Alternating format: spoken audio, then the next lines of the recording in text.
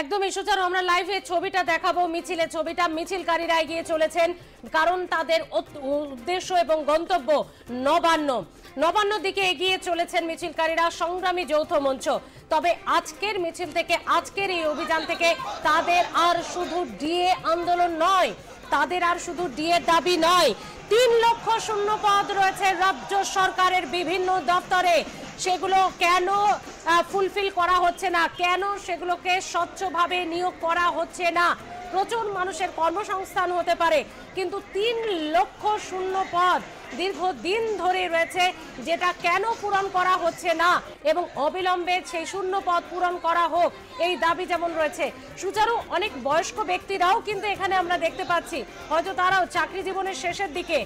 সব মিলিয়ে তাদের সঙ্গেও কি একটু কথা বলা সম্ভব হবে যে এরকম ভাবে মিছিলে হাঁটছেন, এটা কি তারা ভেবেছিলেন যে চাকরি জীবনে কখনো তাদের দাবি দাবা নিয়ে সরকারের এগেইনস্টেই তাদেরকে মিছিলে হাঁটতে হবে? একেবারে সংগ্রামী যৌথ মঞ্চের এই মিছিলে এমন অনেকে রয়েছেন যারা অনেক বয়স্ক, তাদের সঙ্গে কথা বলবো। অনেকেরই তো রয়েছে চাকরি জীবনের প্রায় সায়ান্নে শেষ দিকে। এখনো কি মনে হয় এই অধিকার সংগ্রামের জন্য লড়াই করতে হবে? লড়াই তো জীবন, আর বিশেষ করে আজকে বলতে গেলে সাধারণ মানুষ থেকে শুরু করে মানে সরকারি কর্মচারী, পেনশনার, সবাইয়ের পেটে ভাত লাথি মারছেন। তা সেই জায়গায় লড়াইয়ের মধ্যে দিয়েই আমাদের অধিকার রক্ষা করার তো সব থেকে বেশি জরুরি হয়ে পড়েছে। আজকে সমস্ত বিষয়টাই এলোমেলো করে দেওয়া হচ্ছে, মানুষের ভাবনা চিন্তাটাকে অন্যদিকে ঘোরাতে। আজকে কোনো সময় উৎসবে মাথার কথা বলছে, কোনো সময় আবার এই বাঙালিত্ব ইয়ে নিয়ে আজকে একদিকে রাজ্য আর একদিকে কেন্দ্র একই ধরনের খেলা খেলছে। শুধু গটাপ, দাদা দিদির গটাপই আজকের মানুষকে রাস্তায় নামা ছাড়া অন্য আর কোনো রাস্তা নেই। আমাদের অধিকার আমাদের আদায় করে নিতে হবে, অধিকার এমনি পাওয়া যায় না। অধিকার আদায় করে নিতে হবে। স্মৃতি, তুমি শুনলে একজন বয়স্ক মানুষ, তিনি যেটা বলছেন যে জীবন মানেই সংগ্রাম, অধিকার আদায় করে নিতে হবে যদি কেউ অধিকারের স্বীকৃতি না দেয়। এই মুহূর্তে সংগ্রামী যৌথ মঞ্চের র্যালির শেষের দিকে আমি রয়েছি। সামনের দিকের অংশে যেমন সায়ন্তিকা রয়েছে, শেষের অংশের দিকে আমরা রয়েছি, কিন্তু লম্বা ব্যাপ্তি। এবং আমরা দেখতে পাচ্ছি বিধাননগর পুলিশ কমিশনারেটের রিজার্ভ ফোর্সকেও কিন্তু এখানে আনা হয়েছে হাওড়া সিটি পুলিশকে সহযোগিতা করবার জন্য। অর্থাৎ পুলিশ বদ্ধপরিকর নবান্ন অভিযানকে ঠেকানোর জন্য, যাতে নবান্নে কোনোভাবে এই সংগ্রামী যৌথ মঞ্চের যারা সমর্থক তারা যাতে ঢুকে না পড়েন এবং তারা যাতে শুধু ওই নবান্নের গেটে গিয়ে গলা ফাটান। পুলিশ প্রশাসনের ওপর কিন্তু সেই চাপ এই মুহূর্তে রয়েছে। আমরা একটু আবার কথা বলবার চেষ্টা করব। এই যে হাঁটছেন অনেকেই রয়েছেন এখানে যে চাকরি জীবনের সায়ান্নে, হয়তো আর বেশি দিন চাকরি নেই, ভালো লাগে তারপরেও এই অধিকারের জন্য হাঁটতে, গলা ফাটাতে। আমি আমার জন্য তো শুধু অধিকারের জন্য লড়ছি না, আমার পরবর্তী প্রজন্মের জন্য লড়াই করছি। এই লড়াই শুধু আমার নয়, আমরা তো দুদিন পরই রিটায়ার করব। আমি চাই যে আমার পরবর্তী প্রজন্ম এই যে চাকরি বঞ্চনা, 5 বছর ধরে কোনো নিয়োগ নেয়, আজ 5 লক্ষ পদ নিয়োগে খালি আছে, তার জন্য আমাদের এই লড়াই। এবং যারা 26,000 শিক্ষকের যে চাকরি গেল, আর মন্ত্রীদের ঘরে কোটি কোটি টাকা পাওয়া যাচ্ছে, আমরা এই লড়াই এই জন্য। একেবারে কেন লড়াই সে কথা তারা কিন্তু স্পষ্ট তাদের যুক্তি এবং তার সঙ্গে বিশ্লেষণে তারা বুঝিয়ে দিচ্ছেন। আমি আবার বলবো স্মৃতি, মিছিলের ব্যাপ্তি এতটাই লম্বা, তাই শহর শুধু নয়, হাওড়া শহরে ঢোকা যায়, সদরে ঢোকা যায় বা নবান্নে যাওয়া যায়, এরকম 32টা পয়েন্টে পুলিশ অপেক্ষা করছে জলকামান নিয়ে, র্যাপিড অ্যাকশন ফোর্স নিয়ে এবং কমব্যাক ফোর্স নিয়ে এই অভিযানকে আটকানোর জন্য। স্মৃতি, একেবারে আমরা লাইভে রয়েছে, লাইভ ছবিটা দেখাবো সুচারু, যে মিছিলের বহর কিন্তু অনেকখানি এবং যারা মিছিলকারীরা, আন্দোলনকারীরা রয়েছেন তারা প্রত্যেকেই বললেন যে এই বয়সে এসে, চাকরির শেষের দিকে এসে আর শুধু নিজেদের জন্য লড়াই নয়, পরবর্তী প্রজন্মের জন্য লড়াই এবং অন্যায়ের বিরুদ্ধে লড়াই, বঞ্চনার বিরুদ্ধে লড়াই। এবং এক আন্দোলনকারী বললেন 26,000 শুধুমাত্র শিক্ষকের চাকরি যাওয়া নয়, তারা তো বটেই, তাদের চাকরি সসম্মানে এবং ওএমআর শিট দেখিয়ে তা প্রকাশ করে একেবারে পুনর্বহাল এবং সঙ্গে 3 লক্ষ শূন্য পদ একটি সরকার, একটি রাজ্য সরকার যার বিভিন্ন দপ্তরে এত শূন্য পদ বছরের পর বছর থাকবে কেন, সেখানে স্বচ্ছ নিয়োগ কেন করা যাবে না, তার প্রশ্নের উত্তরেই, সেই উত্তরের দাবিতেই তাদের নবান্ন অভিযান। যদিও হাওড়া সিটি পুলিশের কমিশনার প্রবীণ কুমার ত্রিপাঠী সাংবাদিক বৈঠক করে আগেই জানিয়ে দিয়েছেন 12ই জুলাই সংগ্রামী যৌথ মঞ্চ পশ্চিমবঙ্গ বঞ্চিত চাকরিহারা, চাকরি প্রার্থী, চাকরিজীবী সংগঠনের পক্ষ থেকে নবান্ন অভিযানের জন্য অনুমতি চেয়ে আবেদন করা হয়েছিল, কিন্তু সেই আবেদনে সাড়া দিচ্ছে না হাওড়া সিটি পুলিশ। কোনো অনুমতি নেই। কথা বলবো একদম মিছিলের শুরুর দিকে রয়েছে আমাদের আরেক প্রতিনিধি সায়ন্তিকা বন্দ্যোপাধ্যায়। সায়ন্তিকার সঙ্গে কথা বলবো। সায়ন্তিকা, এই মুহূর্তে মিছিলের একেবারে সামনের ভাগ কোথায় গিয়ে পৌঁছেছে?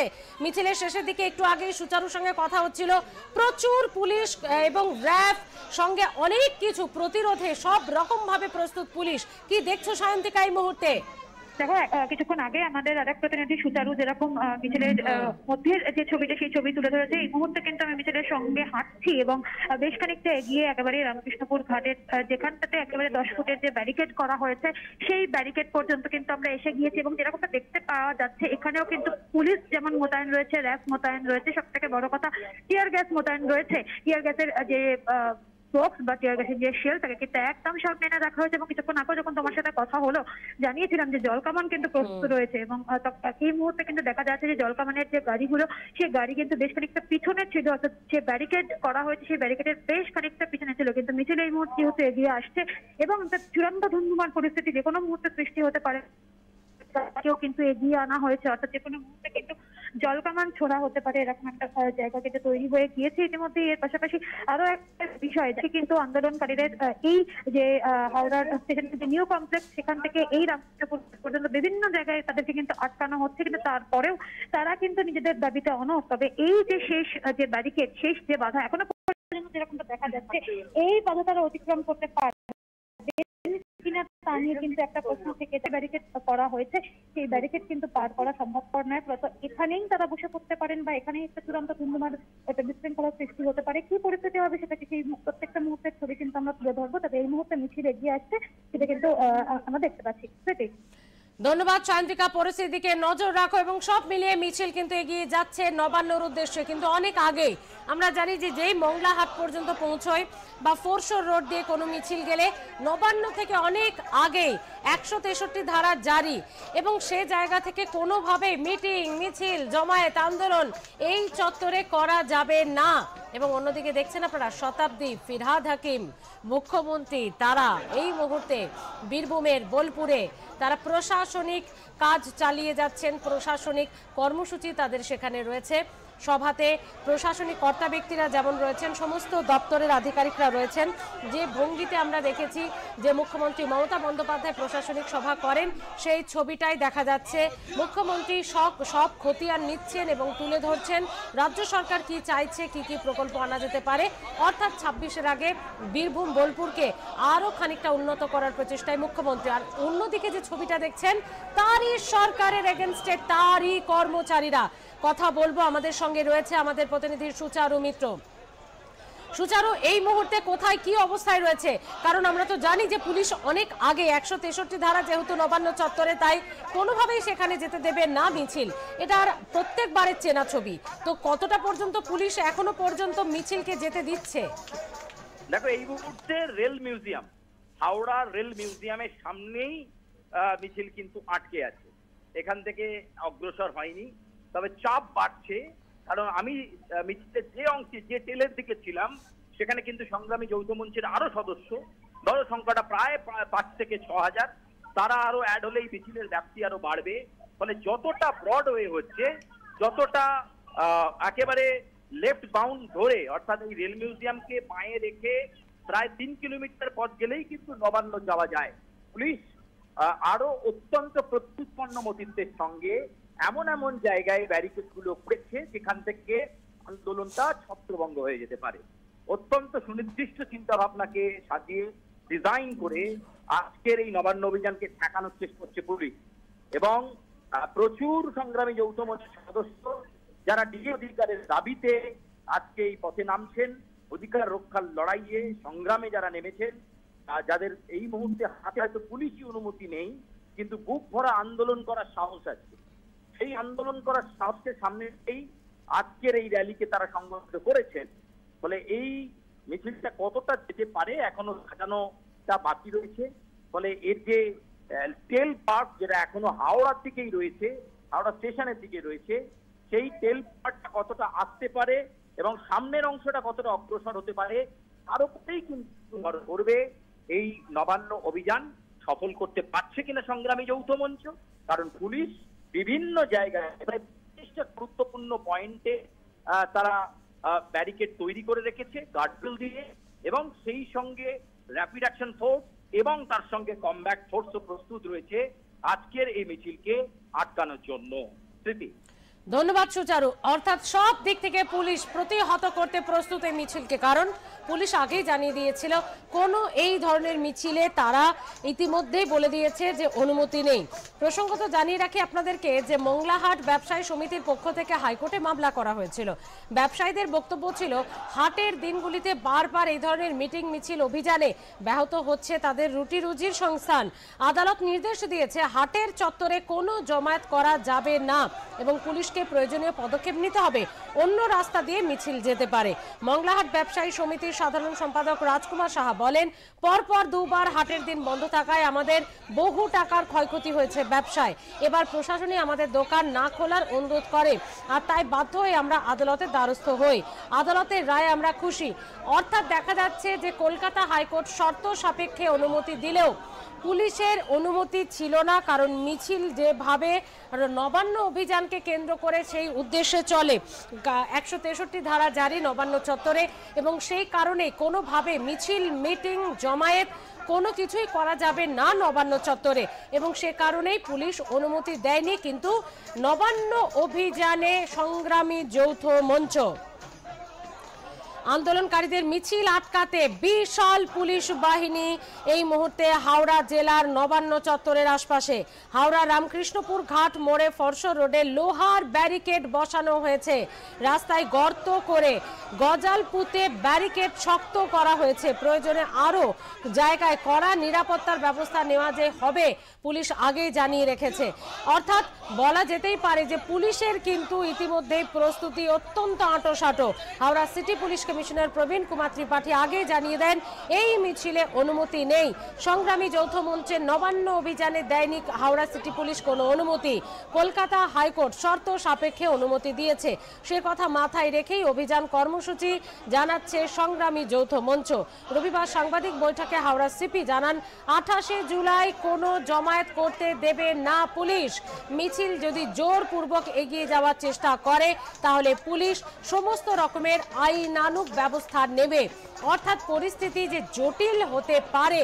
সংগ্রামী যৌথ মঞ্চ আন্দোলনকারীদের এই মিছিল যদি নবান্ন দিকে এগিয়ে যাওয়ার চেষ্টা করে তাহলে পরিস্থিতি যে জটিল হবে বলার অপেক্ষা রাখে না, পুলিশ আগে থেকে তার আঁচ দিয়ে রেখেছে।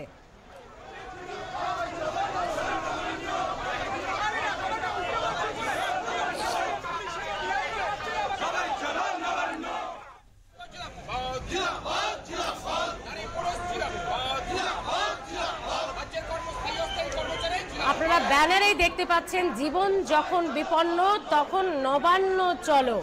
অর্থাৎ এই পুরো স্লোগানেই বোঝা যাচ্ছে যে কিভাবে সংগ্রামী যৌথ মঞ্চের তরফ থেকে এই জীবন বিপন্নকে তুলে ধরার চেষ্টা করা হয়েছে। মানে এত দিন, এতগুলো মাস, এত সময় ধরে দিয়ে আন্দোলন কোনোভাবেই সফল হয়নি।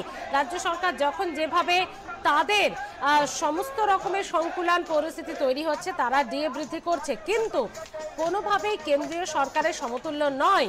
এবং এর আগে 8 পে কমিশন যেখানে হয়ে যাচ্ছে সেখানে নবান্ন বা এই রাজ্যের এই পরিস্থিতি কেন? ডিএ আন্দোলনকারীরা অনেক আগেই সরব হয়েছেন, সোচ্চার হয়েছেন, তাদের ডিএর দাবিতে তারা আন্দোলন করেছেন। আর এবার আরও একবার রাজপথে, তবে শুধু এবার আর ডিএ আন্দোলন বা ডিএর দাবি নয়।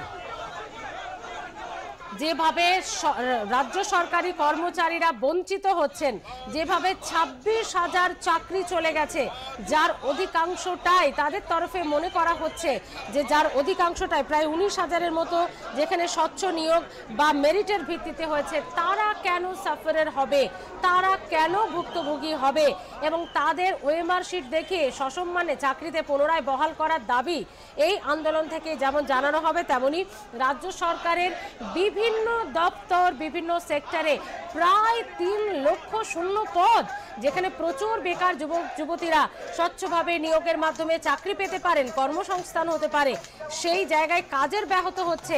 তো সেই জায়গায় দাঁড়িয়ে কেন রাজ্য সরকার এগুলোতে নিয়োগ করবে না, তারও দাবি জানানো হচ্ছে আজকের এই মিছিল থেকে।